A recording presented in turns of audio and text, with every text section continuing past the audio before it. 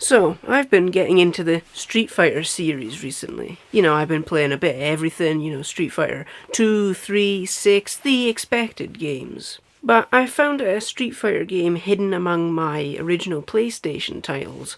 One, Street Fighter EX plus Alpha.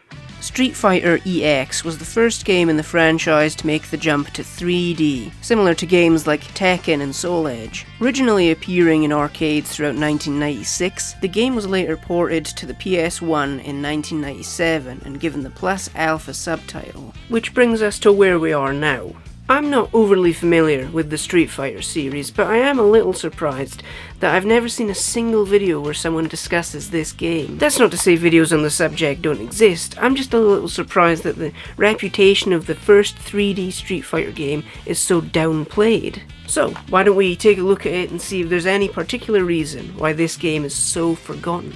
Booting up the game, you'll be greeted by the title screen, with perhaps the weakest line reading I've ever heard. Street Fighter EX plus Alpha. I mean, I'm not sure how you can read that title and make the whole thing sound cool, but come on! You couldn't make the Plus Alpha sound more tacked on than it already is. And the main menu feels a little quiet. Too quiet.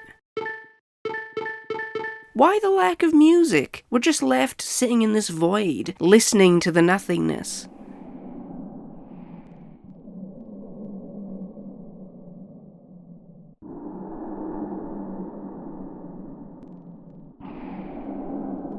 Oh, so this is what death is like. Thankfully, the character select screen has some good tunes to quell your existential crisis with. Not a fan of the weird bar at the bottom of the screen, because it doesn't display every character. Fortunately, there are other screens in the game that do represent the characters' icons in a more traditional Street Fighter style. Getting into the characters, we've got a lot of familiar faces, such as Ken, Ryu, Chun-Li, Guile, Zangief, Akuma, and M. Bison. Dhalsim and Sakura are also included as characters exclusive to the PS1 port. However, EX also introduces several new fighters, such as Hokuto, D-Dark, Pullum, Crackerjack, Kairi, Alan, Darun, Garuda, Blair, and my personal favourite character in the game, Skullomania. I really wish Skullomania would make a comeback in Street Fighter 6's DLC. They technically included him in Street Fighter 5, but that was just as a costume for a largely forgettable character. The game also has some hidden characters, consisting of Bloody Hokuto, Cycloid B and Cycloid Gamma, who remind me of the guy you play as in Cosmic Smash, and Evil Ryu,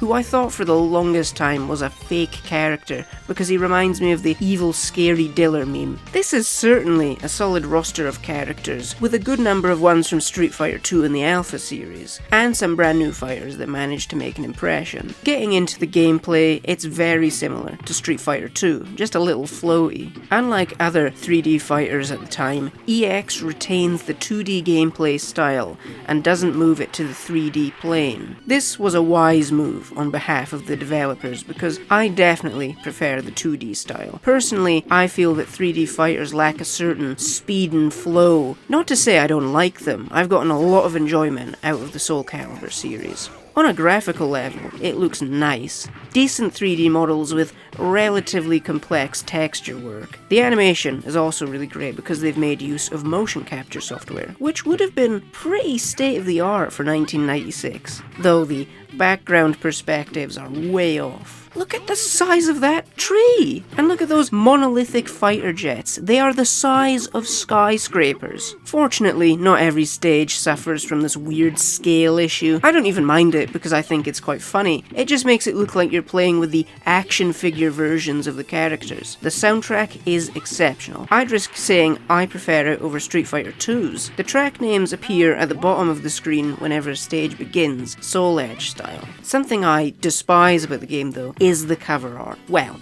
at least the PAL and NTSC covers. The Japanese artwork is awesome, both variations. The cover has been done in the usual art style the Street Fighter games were accompanied with in the 90s, but instead we're stuck with the crappy polygonal Ryu. What's more irritating is he's standing in front of the Japanese cover. Move out of the way, asshole! Overall, Street Fighter EX isn't as strong as the other Street Fighter games coming out at the same time. It takes after Street Fighter 2 more than it does the Alpha series, the arcade ladder even culminating with a boss battle with, you guessed it, M. Bison. Of course! The game wouldn't have made for a very good Street Fighter 3, although I'm sure there were players back in the day who would have said otherwise, because of the fact that Capcom declined to move from 2D to 3D. As to why this game and the following two are forgotten, I don't have a clear-cut answer.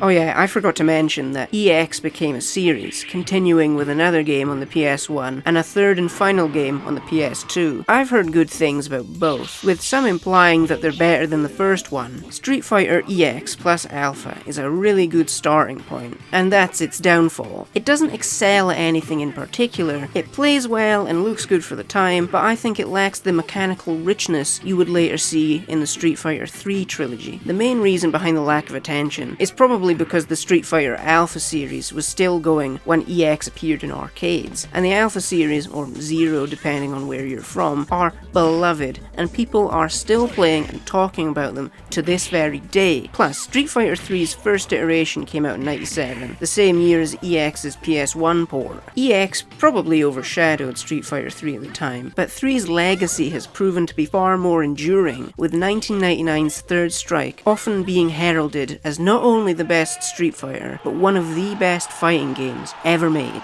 The EX series came out at the wrong time and was surrounded by games that pushed genre conventions, and was yet another Street Fighter game in what was possibly becoming an oversaturated market. It's a shame people either don't know about or overlook this Street Fighter, because I've certainly had a lot of fun with it. And I definitely plan on getting the other two entries into the series. So, do I recommend Street Fighter EX plus Alpha? Hell yeah! It's simple, but it's very well put together. And it's just really easy to pick up and play, so I like it a lot, and I think you should go and play it.